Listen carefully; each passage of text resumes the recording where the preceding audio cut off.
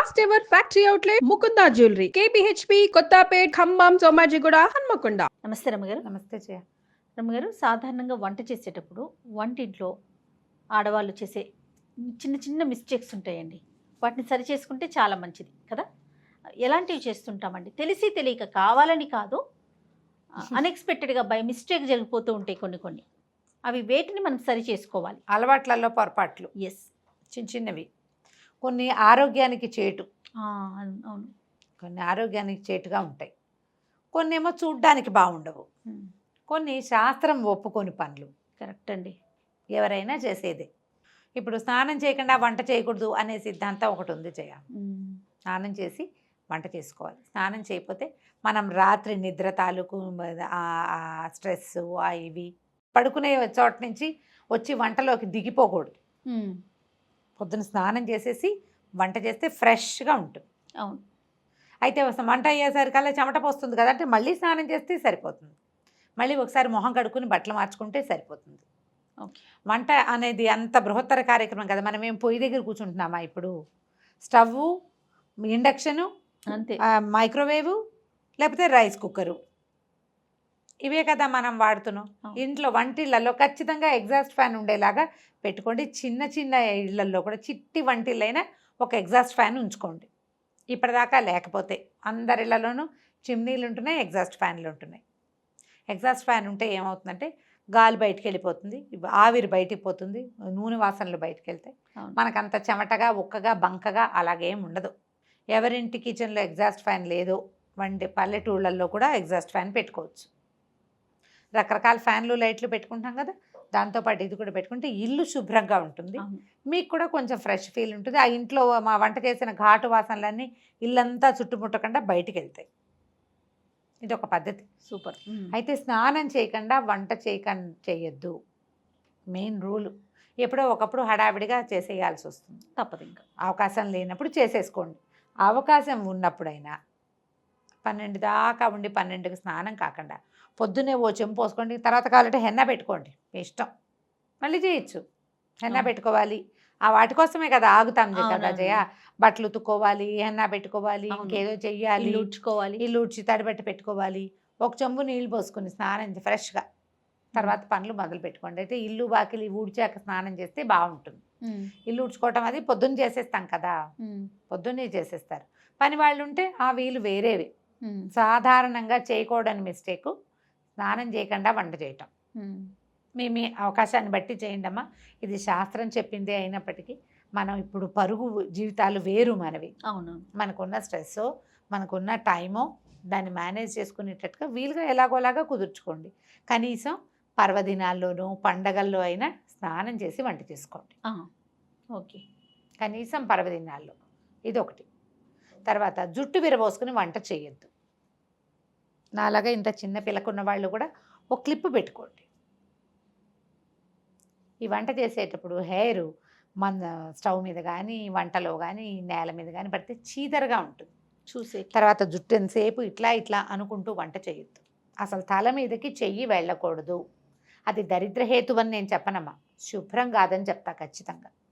వెంట్రుకలు రాలుతాయి, పెద్దవే రాలకల్లా. ఇప్పుడే స్టార్ట్ అవుతున్న చిన్న వెంట్రుక కూడా రాలుతుంది, చేసే పదార్థంలో పడుతుంది. అవును. ఈ మిస్టేక్ చేయొద్దు. జుట్టు విరబోసుకొని ఉండద్దు. దేవుడి పూజని జుట్టు విరబోసుకొని చేయకూడదు. వంట అదే శ్రద్ధగా చేయాలి. వంట చేసేటప్పుడు దుమదుమలాడుతూ, తిడుతూ, విసుక్కుంటూ చేయబోకండి. మీరెంత ప్రశాంతమైన ఆలోచనలతోటి వంట చేస్తారో, ఎంత తాపీగా, ఎంత టైం మేనేజ్మెంట్తో వంట చేస్తారో వంట అంత చక్కగా కుదురుతుంది. తినే వాళ్ళకి కూడా బాగుంటుంది, వాళ్ళ ఆరోగ్యానికి కూడా మంచిది. మన భర్త, మన పిల్లలే తింటారు ఎక్కువగా. ఎప్పుడైనా గెస్ట్లు వస్తారు, ఎవరికైనా ఎక్స్ట్రా వండాల్సి వచ్చినప్పుడు విసుక్కోబోకండి. ఇవి చేయకూడదు అని చెప్తారు పెద్దలు చెప్పే మాటలు. అదేలేండి. విసుగ్గా వంట చేస్తే దాని ఎఫెక్ట్ దాని మీదకి వెళ్తుంది, వంట మీదకి. రుచి కుదిరినా కూడా మన మనసు అందులో లేదు. అవును కదా. రుచి కుదరచ్చు, ఒక్కొక్కసారి కుదురుతుంది. మనకు వంట బాగా చేయి తిరిగిన వంట అయితే ఆ నిద్రలో వేసిన తాలింపులు, ఉప్పు, కారాలన్నీ సరిగ్గానే ఉంటాయి. ఫోకస్డ్గా చేయండి వంటిల్లు శుభ్రంగా ఉంచుకోండి. తరచుగా ఉన్న వస్తువులు పప్పు, చింతపండు, మిరపకాయలు, రవ్వలు, పిండ్లు ఉంటే వాటిలలో ఏమైనా పురుగు పట్టిందేమో అబ్జర్వ్ చేసుకోండి. వంటింట్లోకి కొంచెం ఎండ, గాలి, వెలుతురు తగిలేలాగా ఉంచండి. ముందు దేవుడి గది ఎంత శ్రద్ధగా తుడుచుకుంటామో అట్లా శ్రద్ధగా వంటలు తుడవండి. రోజుకు 2 సార్లు తడిబట్ట పెట్టడం మంచిది. వంటింట్లో కాస్త నీళ్ళు చల్లి తుడుచుకున్నా సరే అంతే. స్టవ్ తొడవకుండా, గట్టు తొడవకుండా రోజువారీ వంట చేయొద్దు. పొద్దునే కుదరలేదు 9 గంటలకైనా సరే, 9ంటికి కుదరలేదు మధ్యాహ్నం అయినా సరే, మధ్యాహ్నం కుదరలేదు రాత్రి అయినా సరే, ఖచ్చితంగా కిచెన్ గట్లు అవి తుడుచుకోండి. ఆ గట్టు తుడిచేటువంటి క్లాతుల్ని రెగ్యులర్గా మార్చేసేయండి. దాంట్లో చాలా జర్మ్స్ ఉంటాయి.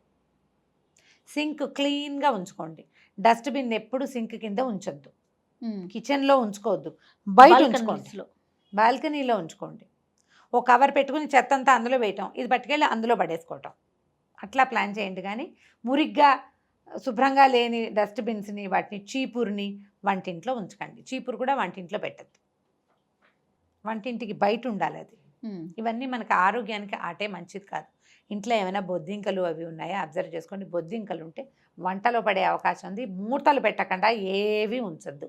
ఆయిల్ క్యాన్కి మూత, పాల మీద మూత, పెరుగుకి మూత, అన్నం, పప్పు, కూర, చారు అన్నిటికీ మూతలు, లేదా 2 గిన్నెలు ఒకదాని మీద ఒకటి పెట్టి పై గిన్నె మీద మూత. ప్యాకెట్లు అవి ఓపెన్ చేసి వదిలిపెట్టద్దు. ఇప్పుడు మనకి క్లిప్స్ వచ్చినాయి, అవును, ఈ క్లిప్ పెట్టేస్తే సరిపోతుంది. లేదా ఈ కవర్ని ఇట్లా ఫ్లాప్ చేసి మన వెనక్కి తిప్పేసేస్తే కనుక ఇంకా చక్కగా క్లోజ్డ్గా ఉంటుంది. దానివల్ల పిండి అవి పాడైపోకుండా ఉంటాయి. డబ్బాలు ఉంటే చక్కగా డబ్బాల్లో పోసి పెట్టుకోండి. ఎప్పటికప్పుడు కిచెన్ని మిగిలిన ఇల్లు కంటే కూడా వంటింటి శుభ్రతకి ఎక్కువ ప్రాధాన్యత ఇవ్వండి. మీరు వంట ఇల్లు ఎంత శుభ్రంగా ఉంచుకుంటే అంత మీ జీవితం ఆరోగ్యవంతంగా ఉంటుంది. తర్వాత కిచెన్ సింకుల్లో రిపేర్లు ఉంటే, నీళ్లు కింద కారిపోతుంటే ఇమీడియట్గా ప్లంబర్ని పిలిచి ఆ పని చేయించేసుకోండి. జ్ఞాపకం పెట్టుకోండి, మనం వేస్ట్ చేసే బొట్టు నీళ్లు మన డబ్బు అట్లా వృధా అవుతుంది. కిచెన్లో ఎప్పుడు తడిగా చెమ్మగా ఉంటే ఫంగస్ ఫామ్ అవుతుంది. ఎప్పుడు శుభ్రంగా ఉంచుకోవాలి, డ్రైగా ఉండాలి కిచెన్. వంటిల్లు ఎప్పుడు డ్రైగానే ఉండాలి. శుభ్రంగా ఉంచుకోండి. దాన్ని శుభ్రంగా ఉంచితే ఇక మీరు ఏ తప్పులు చేయరు. ఇవే మనం చేసే పొరపాట్లు చేయాలి. దైనందిన జీవితంలో మనం ఈ పొరపాట్లే చేస్తాం. నూనె వేస్తామా, నూనె చేత్తో డబ్బాలు ముట్టుకుంటూ ఉంటాం. అందుకని ప్రతి నెల డబ్బాలన్నీ శుభ్రంగా తోమించుకుని పెట్టుకోవటం. ఓ పదార్థం అయిపోయింది, దాన్ని తోమి ఎండని వెళ్ళబెట్టుకుని ఇక శుభ్రంగా తుడుచుకుని మళ్ళీ ఫ్రెష్ వస్తువు పోసుకోండి. ఆ 1 కేజీన్నర 2 కిలోల కందిపప్పు అయిపోయాక అదే డబ్బాలో మళ్ళీ కందిపప్పు పోయొద్దు. ఏదైనా పురుగు పట్టే అవకాశం పాత కందిపప్పు వల్ల ఉంటుంది. అయిపోగానే డబ్బా కడుక్కోవాలి. మొత్తం అన్నీ ఒకేసారి అయిపోవు కదా, కొంచెం ముందు వెనకగా అవుతాయి. డబ్బా అయిపోతే శుభ్రంగా కడిగేసుకోవటము, దాంట్లో చేయటం. ఎప్పటి డబ్బా అప్పుడు. ప్లాస్టిక్ వాడకాన్ని తగ్గించండి కిచెన్లో. చేయగలమా? ట్రై చేయాలి రమ్మగారు. ట్రై చేయాలి. చాలా వరకు చేయొచ్చు. ఎందుకంటే ఇప్పుడు మనకి స్టీల్ డబ్బాలు వచ్చేస్తున్నాయి కదా, బాగా గ్లాస్ జార్స్ ఉన్నాయి. గ్లాస్ జార్స్ బాగా ఆ మధ్య దొరుకుతున్నాయి. ప్లాస్టిక్ ఒక ఫ్యాషన్ అయింది కదా రమ్మగారు. ఇప్పుడు అవేర్నెస్ వచ్చింది, వద్దు మళ్ళీ మనం పాత పద్ధతిని ఫాలో అవుతాం అనేసి. కావాలంటే స్టీల్ డబ్బాల మీద పేర్లు పెట్టుకోవటమే అంతే. లేదా సైజుల వారీగా ఉంచుకుంటే ఈ సైజ్ దాంట్లో ఇది, ఈ సైజ్ దాంట్లో ఇది అని మనకు జ్ఞాపకం. ఎవరి వంటింట్లో వాళ్ళకి తెలిసిపోతుంది. డబ్బా చూస్తే కొత్త వాళ్ళకే అర్థం కాదు. అదే చింతపండు, ఉప్పు లాంటివి స్టీల్ వాటిలలో వేయకుండా గ్లాస్ వాటిలలో వేసి పెట్టుకోండి. గ్లాస్ జార్లో పెట్టుకోండి. పింగాణివి దొరుకుతాయి మనకు, చక్కగా దొరుకుతున్నాయి కదా. అట్లా ఏదైనా అంటే మనం ప్రధానంగా ఏంటంటే ఈ తప్పుల వల్లే మనకి అనారోగ్యం రావడానికి అవకాశం ఉంటుంది. మురికి, దుమ్ము, పాత వస్తువు ఉండిపోవటం, పాత ఉన్న దాంట్లోనే వేయటం, పురుగు పుట్టి పై వస్తువు పాడైపోవటం. ఎప్పటికప్పుడు కందిపప్పు, మినపప్పు, శనగపప్పు, పెసరపప్పు, పల్లీలు, ఎండుమిర్చి వీటిని చెక్ చేసుకోండి. ఎక్కువ తెచ్చామనుకో అడుగు వస్తువు పాడైపోవడానికి అవకాశం ఉంటుంది. ఎక్కువ అయితే కనుక నేనైతే ప్యాక్ చేసి ఫ్రిడ్జ్లో పెట్టినాను. జయ, ఎందుకు అబద్ధం చెప్తాం, ఫ్రిడ్జ్లోనే ఉన్నాయి. అవునా? మా రవ్వలు మెట్రో నుంచి తెచ్చాను అనుకో, ఒకవేళ అప్పుడు మరి రవ్వ బయట పెడితే పురుగు పడుతుంది. ఏం చేయడం, మొత్తం మా ఫ్రిడ్జ్ పెద్ద బీరువాలాగా ఉంటుంది, బీరువాలో దోసి పెట్టుకోవటం. ఏం చేస్తాం, తప్పట్లేదు రమ్మగారు. ఏ వస్తువైనా పాడైపోతుంది. తప్పట్లేదు. ఎండు మిరపకాయలకి వెల్లుల్లికి కూడా పురుగు పడుతుంది అంటే చూడండి, మరి పురుగు పడుతుంది. మీరు వస్తువులు ఏమైనా తడి బట్టలు అలాంటివి ఉంచబోకండి. తడి వస్తువులు ఉంచొద్దు. పాడైన వస్తువు ఇమీడియట్గా డిస్పోజ్ చేసేయండి. రేపు ఎప్పుడో బాగు చేద్దామని అనుకున్నామంటే ఆ పప్పులలో ఉన్న పురుగులు మిగిలిన వాటికి పట్టేస్తాయి. బయట పెట్టేయండి ఎండలో. బాల్కనీ అవకాశాలు ఉంటే బాగుంటుంది. మళ్ళీ కొత్తగా ఫ్లాట్లు కట్టుకునే వాళ్ళు, కొత్తగా ఇళ్ళు ఏర్పాటు చేసుకునే వాళ్ళు మంచి వెంటిలేషన్ చూసుకోండి కిచెన్కి. బాల్కనీలోకి కిచెన్కి డోర్ ఉంటేనే మంచిది, మనకి గాలి వెలుతురు వస్తాయి. అవును. ట్రై చేసి చూడండి. ఇప్పుడు ఇవన్నీ అందరికీ తెలిసినవే, నేను కొత్తగా చెప్పినవి ఏమీ లేవు. ఏమైనా 1-2 టిక్కులు పెట్టుకుంటే కనుక ఆ టిక్స్ని సరి చేసుకోండి. ఇవందరికీ తెలిసిన మాటలే, కొత్త మాటలు ఏం చెప్పట్లేదు. నేనైతే స్ట్రిక్ట్లీ 2 విషయాలు నాకు చెప్పాలనిపించేది ఏంటంటే, శుభ్రంగా ఉండి వంట చేయండి, మురిగ్గా వంట చేయొద్దు. శుభ్రమైన వంటింట్లో వంట చేయండి, అది మీకు మంచిది, ఇంట్లో వాళ్ళకి మంచిది. రైట్. నమస్తే. నమస్తే జయ.